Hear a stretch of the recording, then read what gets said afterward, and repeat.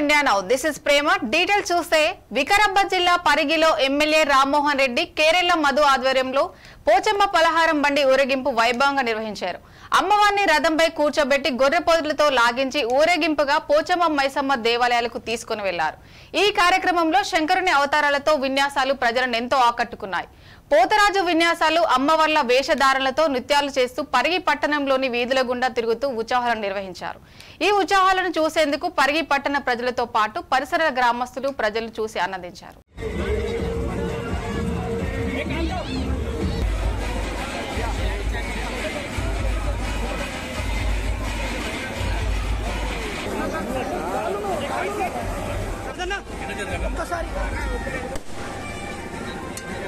Light ना దగ్గర తీసుకురా చిన్న లైట్ నా దగ్గర తీసుకురా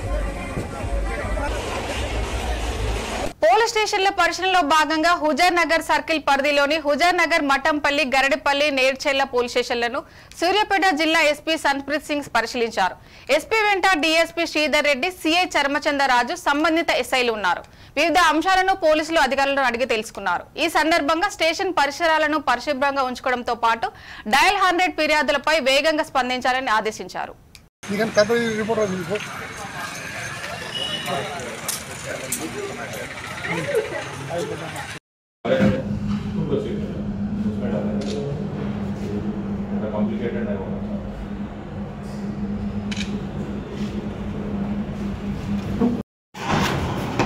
जनरल विजिट करते हैं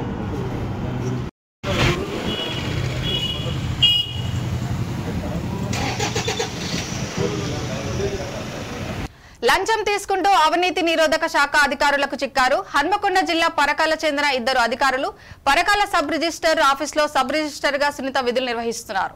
ఈ క్రమంలోనే సీతాపురం గ్రామానికి చెందిన శ్రీకాంత్ అనే వ్యక్తి పనిపై ఆఫీసుకు వచ్చారు. పని చేయడానికి 80,000 రూపాయలు సబ్ రిజిస్టర్ సునీత లంచం డిమాండ్ చేశారు. దీంతో శ్రీకాంత్ ఎస్పీ అధికారులను ఆశ్రయించారు. పక్కా పథకం ప్రకారం ఎస్పీ అధికారుల సూచనలతో సబ్ రిజిస్టర్ సునీత అడిగిన 80,000 రూపాయలు ఇవ్వడానికి శ్రీకాంత్ ఓకే చెప్పాడు.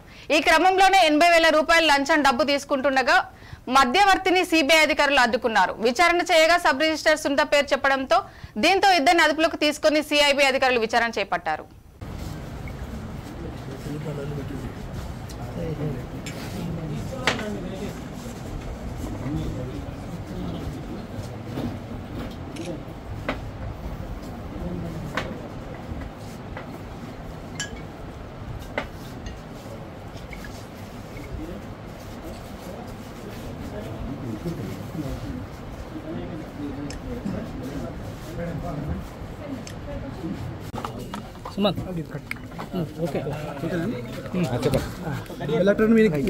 ఎలక్ట్రానిక్ మీడియాకి ప్రింట్ మీడియాకి అందరికీ నమస్కారం. నా పేరు లడే శ్రీనివాస్, సీతారాంపురం గ్రామం. మా అమ్మ నాన్న మా తమ్ముడికి నాకు 2 భాగాలుగా ప్లాటు రిజిస్ట్రేషన్ గిఫ్ట్ చేయడానికి అంగీకరించారు. దాని కొరకే మేము నరేష్ను కాంటాక్ట్ అయ్యాము.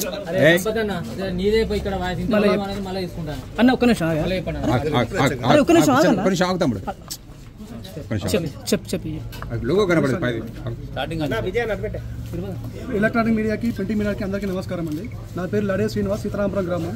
మా అమ్మ నాన్న మా 2 అన్నములకి సరే 2 భాగాలుగా ప్లాటు రిజిస్ట్రేషన్ చేయడానికి మేము డిసైడ్ చేసుకున్నాము. దాని కొరకై మేము బొట్ల నరేష్ని కాంటాక్ట్ అయ్యాము రిజిస్ట్రేషన్ చేసుకోవడానికి. నరేష్ వచ్చి మేడం అడిగొచ్చి madam demand print and electronic media, social media అందరికీ నమస్కారం. సీతారాంపూర్ పరకాల మండలం నివాసి అయినటువంటి లడే రాజేశ్వరరావు దంపతులకు 1173 గజాల జాగా ఉంది. ఇట్టి జాగాని వారి 2 కుమారులైనటువంటి శ్రీనివాస్ మరియు శ్రీకాంత్లకు సమాన భాగాలుగా చేసి రిజిస్ట్రేషన్ చేయించాలన్న ఉద్దేశంతో జూలై 2వ వారంలో మొదటి వారంలో రిజిస్ట్రేషన్ ఆఫీస్కు స్లాట్ బుక్ చేసుకున్నారు. స్లాట్ బుకింగ్ ఈరోజు ఉండే. అయితే వాళ్ళు వచ్చి ఎస్ఆర్ ఆఫీస్ ముందుగా డాక్యుమెంట్ రైటర్ అయినటువంటి బొట్ల నరేష్ గారిని కలిశారు. బొట్ల నరేష్ గారు ఎస్ఆర్ఓ మేడం సునీత గారి దగ్గరికి తీసుకొని వెళ్ళి వాళ్ళని కల్పించింది. అయితే వీరి రిజిస్ట్రేషన్ చేయడం కొరకు అవి 4 భాగాలుగా చేసుకుంటున్నారు కాబట్టి ఒక్కొక్క భాగానికి 20,000 చొప్పున టోటల్గా 80,000 రూపాయలు ఇస్తేనే నేను రిజిస్ట్రేషన్ చేస్తా, లేకుంటే లేదు అని చెప్పి ఖచ్చితంగా చెప్పడంతో వారికి డబ్బులు ఇచ్చి పని చేయించుకోవడం ఇష్టం లేదు. అనంతపురం జిల్లా రాయదుర్గం మండలం మెచ్చిరి గ్రామంలో టీడీపీ కార్యకర్త అదెప్ప హత్య కేసులో 10 మంది నిందితులను అరెస్ట్ చేసినట్లు కళ్యాణదుర్గ డీఎస్పీ శ్రీనివాసులు తెలిపారు. అదెప్ప కర్ణాటకలోని నాగసముద్రం నుంచి ద్విచక్ర వాహనంలో మెచ్చిరి గ్రామానికి వస్తుండగా గ్రామ పొలిమేరులో కాపు కాసి హత్య చేసినట్లు వెల్లడించారు. మృతుడు రాయదుర్గం సిఐ కేసు దర్యాప్తు ప్రారంభించి సాక్ష్యాధారాలను సేకరించి హత్య చేసిన 10 మంది ముద్దాయిలను అరెస్ట్ చేశామన్నారు. అరెస్ట్ చేసిన వారి వద్ద 5 కొడవళ్లు, కత్తులు స్వాధీనం చేసుకుని రాయదుర్గం జూనియర్ సివిల్ జడ్జి కోర్టులో హాజరుపరిచినట్లు డీఎస్పీ శ్రీనివాసులు తెలిపారు.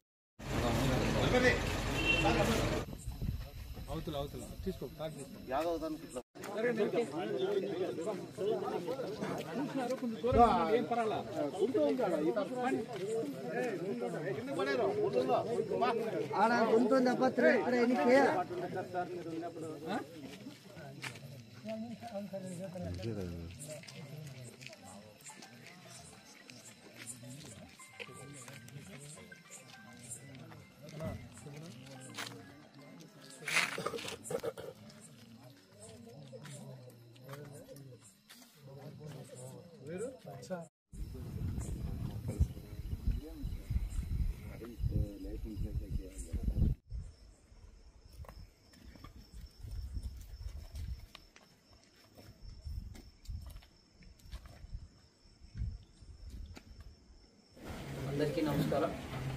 ఈ నెల 9వ తారీఖున రాత్రి 8 నుంచి 8:30 గంటల సమయంలో కర్ణాటక రాష్ట్రం నాగసంద్రం నుంచి తన స్వగ్రామమైనటువంటి మేచిరి గ్రామానికి తన మోటార్ సైకిల్లో వస్తున్నటువంటి గొల్ల కొత్తపల్లి ఆదికేశవుడు అనేటువంటి వ్యక్తిని కొంతమంది దుండగులు నరికి హత్య చేయడం జరిగింది. మృతుడు ఆదికేశవుడు భార్య ఇచ్చినటువంటి ఫిర్యాదు మేరకు రాయదుర్గం పోలీస్ స్టేషన్లో హత్య కేసును నమోదు చేయడం జరిగింది. హత్య కేసు దర్యాప్తు రాయదుర్గం టౌన్ ఇన్స్పెక్టర్ శ్రీనివాస్ చేపట్టడం జరిగింది. ఈ యొక్క దర్యాప్తులో ప్రాథమిక సాక్ష్యాధారాలను సేకరించిన తర్వాత తెలంగాణ అసెంబ్లీ బడ్జెట్ లో విద్యారంగానికి అరకొరక నిధులు కేటాయించారని మహబూబాద్ జిల్లా పీడీఎస్యూ నాయకులు విమర్శించారు. ఈ మేరకు పీడీఎస్యూ సంఘం ఆధ్వర్యంలో రాష్ట్ర బడ్జెట్ ప్రతులను దగ్ధం చేసే నిరసన తెలిపారు. రాష్ట్ర ప్రభుత్వానికి వ్యతిరేకంగా నినాదాలు చేశారు. ఈ సందర్భంగా పీడీఎస్యూ రాష్ట్ర అధ్యక్షుడు బోనగిరి మధు మాట్లాడుతూ విద్యారంగానికి కేవలం 21,000 కోట్లు కేటాయించడం రాష్ట్ర ప్రభుత్వం విద్యారంగానికి విస్మరించడమేనని విమర్శించారు. రాష్ట్రంలో తక్షణమే విద్యాశాఖ మంత్రిని నియమించి విద్యారంగానికి పెద్ద మొత్తంలో నిధులు కేటాయించాలని ప్రభుత్వాన్ని డిమాండ్ చేశారు.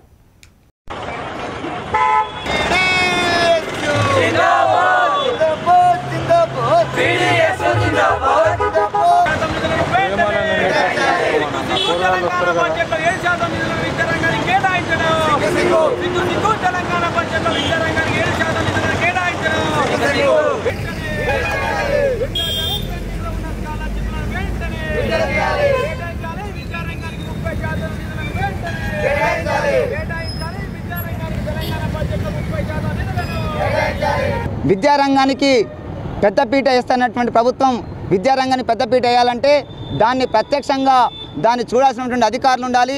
వారికి మానిటరింగ్గా ఆ శాఖకు ఒక మంత్రి ఉండాల్సిన పరిస్థితి ఉంటుంది. కానీ అన్ని శాఖల వలె విద్యాశాఖ కూడా మంత్రిని కేటాయించకుండా విద్యాశాఖను దగ్గర పెట్టుకొని విద్యాశాఖలు వన్ టైం సెటిల్మెంట్ అంటూ ఒకరోజు డిఎస్సి ఉద్యోగులకు, ఒకరోజు నిరుద్యోగుల మాట ఒకరోజు మాట్లాడుతూ ఒక పూట కలిపేటువంటి ప్రయత్నం సీఎం రేవంత్ రెడ్డి గారు చేస్తుంది తప్ప విద్యాశాఖకు తక్షణమే విద్యాశాఖ మంత్రిని కేటాయించారు. అనంతపురం జిల్లా రాయదుర్గం ఎంఆర్ఓ ఆఫీస్ ముందు ఏఐఎస్ఎఫ్ నాయకులు ధర్నా నిర్వహించారు. రాయదుర్గంలోని బీసీ, ఎస్సీ, ఎస్టీ, మైనార్టీ హాస్టళ్లలో సమస్యలను పరిష్కరించాలని డిమాండ్ చేశారు. ఎంఆర్ఓ చిట్టిబాబుకు వినతి పత్రం అందజేశారు. ఈ సందర్భంగా ఏఐఎస్ఎఫ్ రాష్ట్ర కార్యవర్గ సభ్యుడు హనుమంతరాయుడు, జిల్లా సహాయ కార్యదర్శి ఆంజనేయులు మాట్లాడారు. విద్యార్థులకు మెస్ ఛార్జీలు, కాస్మెటిక్ ఛార్జీలు వెంటనే చెల్లించాలని డిమాండ్ చేశారు. ప్రభుత్వం జూనియర్ కళాశాలలో చదువుతున్న విద్యార్థులకు మధ్యాహ్న భోజనం పెట్టాలని ఆయన కోరారు.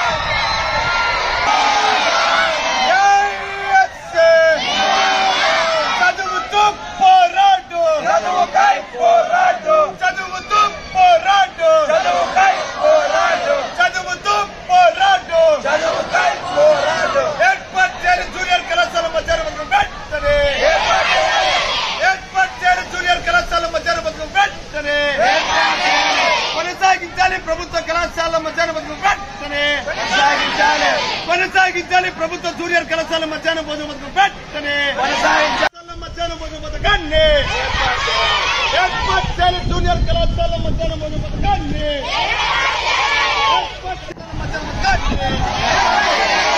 ఏర్పాటు చేయాలి. ప్రభుత్వ జూనియర్ కళాశాల మధ్యాహ్న భోజన పథకాన్ని పరిష్కరించాలి. హాస్టల్ సమస్యలను వెంటనే పరిష్కరించాలి. హాస్టల్ సమస్యలను వెంటనే.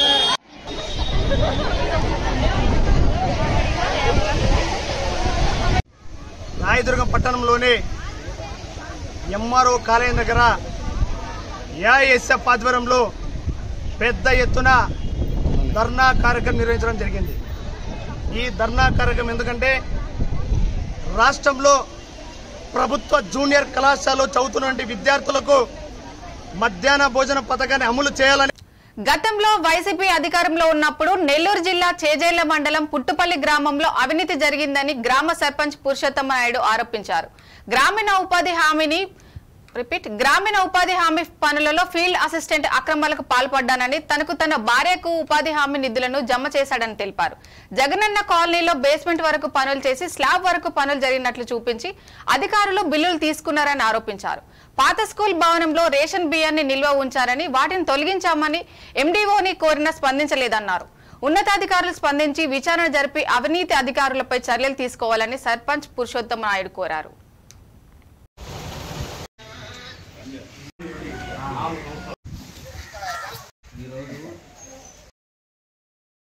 వేసుమాటం కట్టాడు. 64,000 రూపాయలు బిల్లు వచ్చేది ఆయన చేతికి ఇచ్చాము. మాకు 10,000 రూపాయలు ఇచ్చాడు. కొనడంలో తీసుకున్నాను. ఎంత అయినా 10,000 కరువు పని మెయిన్ కరువు పని 1.5 సంవత్సరం ఈ పంచాయతీలో కరువు పని ఎందుకు ఆగిపోయిందని నన్ను గ్రామస్తులందరూ అడిగారు. పుట్టుపల్లి కొట్టాలు 2 ఓట్లకి ఒకే పని. ఈ పంచాయతీ సంబంధించిన కరువు పని మెయిన్ అందరికీ నిధులు వేస్తే పనికి సంబంధించిన పని నేనే ఆపేశాను. కారణం దీంట్లో ఫేక్ అకౌంట్లకి డబ్బులు బాగా ఉంటాయి. నా అకౌంట్కి మా భార్య అకౌంట్కి సర్పంచ్గా నా అకౌంట్కి 3,000, మా భార్య అకౌంట్కి 3,000, 6,000 రూపాయలు కరువు డబ్బులు మాకు. మేము కరువు పనికి పోయామా? సర్పంచ్ ఎక్కడైనా కరువు పనికి పోతే అమౌంట్ వచ్చిందా? పోనీ ఏదైనా ఉంటే చెప్పాలి. కేవలం నన్ను బ్లేమ్ చేయడం కోసమే నా అకౌంట్ డబ్బులు ఇచ్చి నన్ను సర్టిఫికేట్ తీసుకుంటాను. దానికోసం నేను కరువు పని ఆపేశాను. 2 పంచాయతీల మీద కనీసం కొన్ని వందల కోట్లకి ఫేక్ అకౌంట్లు డబ్బులు వస్తుంది. అది బయటికి రావాలని నేను కరువు పని 1.5 సంవత్సరం నుంచి కరువు పని నవంబర్ 8వ తారీఖు 2023 నవంబర్ 8వ తారీఖు నా అకౌంట్కి డబ్బులు చెప్పాలని, దీని గురించి ఎంక్వైరీ చేయాలని, కరువు పని విషయంలో నేను ఎంత దూరమైన వెళ్తాను. మండల ఆఫీసులో కూడా పెట్టుకొని కలెక్టర్ దగ్గరికి వెళ్ళి నేను దీని గురించి కంప్లైంట్ ఇస్తాను. ఇన్ఛార్జిగా ఉన్నారు. అప్పుడు 3 సంవత్సరాల కింద ఇన్ఛార్జిగా ఉన్నారు. ఇన్ఛార్జిగా ఉన్నప్పుడు నేను అడిగితే నాకు తెలియదండి, అది నా చేతుల్లో పని కాదు. అనంతపురం జిల్లా రాయదుర్గంలో రైతులపై పరిశ్రమల సిబ్బంది దాడులను సిపిఐ కార్యవర్గ సభ్యులు కోటేష్ ఖండించారు. రైతులపై దాడులు చేసిన వాటిపై కఠిన చర్యలు తీసుకోవాలని డిమాండ్ చేశారు. రైతులకు న్యాయం జరిగే వరకు ఎంతవరకైనా పోరాడతామని సిపిఎం నాయకులు తెలిపారు.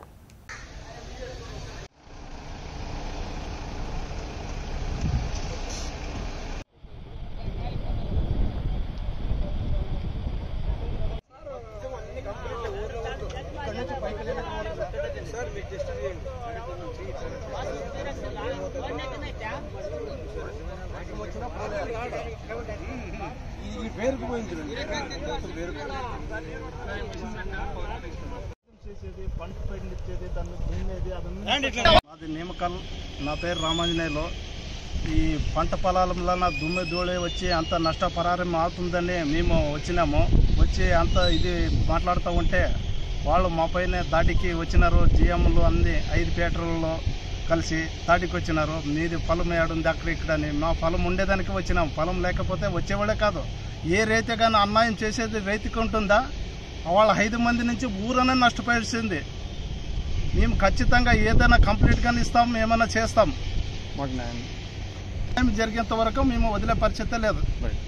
జాయిరాన్ పరిశ్రమలపై మరి వెదజల్లేటువంటి దుమ్ము ధూళి కాలుష్యంతో మరి పరిశీలించడానికి మరి అధికారులు వచ్చారని తెలిసిన వెంటనే మరి ఇక్కడ ప్రజలు వాళ్ళతో పాటు సిపిఐ ఏపీ రైతు అనుబంధ సంఘాల నాయకులందరూ కూడా మరి రావడం జరుగుతుంది. వచ్చిన వెంటనే మనకి రైతులందరూ మళ్ళీ రైతులతో పాటు నాయకులు మళ్ళీ అదేవిధంగా పొల్యూషన్ అధికారులు అక్కడ వెళ్ళి పరిశీలిస్తే చాలా నష్టం వాటిల్లుతున్నట్టు మరి వాళ్ళు కూడా మాకు తెలియజేయడం జరిగింది. మరి అలా సామరస్యంగా మరి అధికారులకు తెలియజేస్తున్నప్పటికీ మరి ఏ రకం కూడా మరి ఇక్కడ ఉన్నటువంటి ఫ్యాక్టరీ దాదాపు స్పాంజర్ పరిశ్రమల నుంచి జేఎంలు ఎవరైతే 5 మంది ఉన్నారో వాళ్ళందరూ వాళ్ళతో పాటు వాళ్ళ స్టాఫ్ వాళ్ళ వర్కర్లు అందరూ కూడా మళ్ళీ అక్కడికి వచ్చి మళ్ళీ ఏదైతే పంట పొలాల పర్సెంట్లో ఉన్నటువంటి రైతులు కావచ్చు నాయకులు కావచ్చు అందరి మీద దాడులు చేయడానికి యత్నించడం జరుగుతుంది. మరి దీన్ని ఈ ఫ్యాక్టరీ యాజమాన్యాన్ని పూర్తిగా మేము వ్యతిరేకిస్తున్నాం. మరి రైతులకి మంచి చేయండి, రైతులకి నష్టపరిహారాన్ని ఇవ్వండి, రైతులకి వచ్చేటువంటి కాలుష్యాన్ని నివారించండి. రైతుల పట్ల ఎందుకు ఇంత కర్కశంగా ఉన్నారని చెప్పేసి గత 40 రోజుల నుంచి కూడా మరి ఫ్యాక్టరీ యాజమాన్యాలకి మరి అధికారులకు తెలియజేస్తూ కాలుష్యాన్ని పూర్తిగా నివారించి పంటలను కాపాడాలంటూ. నెల్లూరు జిల్లా ఆత్మకూరులో బీసీ వెల్ఫేర్ రెసిడెన్షియల్ బాలికల పాఠశాలను ప్రారంభించేందుకు భవనాలను జిల్లా అధికారులు పరిశీలించారు. పాఠశాలకు అనువైన భవనాన్ని పరిశీలించారు. త్వరలోనే ఆత్మకూరులో రెసిడెన్షియల్ పాఠశాల అందుబాటులోకి తీసుకొస్తామని జిల్లా బీసీ వెల్ఫేర్ అధికారి వెంకటయ్య తెలిపారు. 5, 6, 7, 8, 4 తరగతులు ఇమీడియట్గా ఈ సంవత్సరమే ప్రారంభించడానికి ప్రభుత్వ అనుమతి ఖచ్చితంగా వస్తుంది. కాబట్టి విద్యార్థులు తల్లిదండ్రులందరూ కూడా ఈ అవకాశాన్ని ఉపయోగించుకోవాల్సిందిగా సంక్షేమ శాఖ తరఫున అందరినీ కోరుతున్నాం. స్టాఫ్ అంతా కూడా గెస్ట్ టీచర్స్ అవన్నీ కూడా అలర్ట్ చేస్తారు. అది త్వరలో అవి కూడా ఆ కార్యక్రమాన్ని కూడా ఈ బిల్డింగ్ ఫిక్స్ అయిన తర్వాత ఆమోదముద్ర అయిన తర్వాత తదుపరి క్లాసెస్ టీచర్స్ తర్వాత స్టాఫ్ వంట మనుషులు కూడా తీసుకునేదానికి అవుట్సోర్సింగ్ ద్వారా తీసుకునేదానికి ప్రభుత్వానికి ప్రతిపాదనలు పంపడం జరుగుతుంది.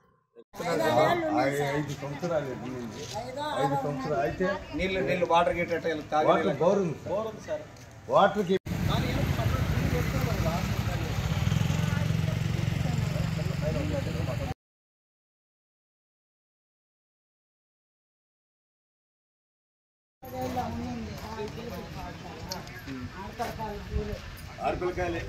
ఇవే బులెటిన్ల అప్డేట్స్. మరిన్ని అప్డేట్స్ కోసం చూస్తూనే ఉండండి ఇండియా నౌ.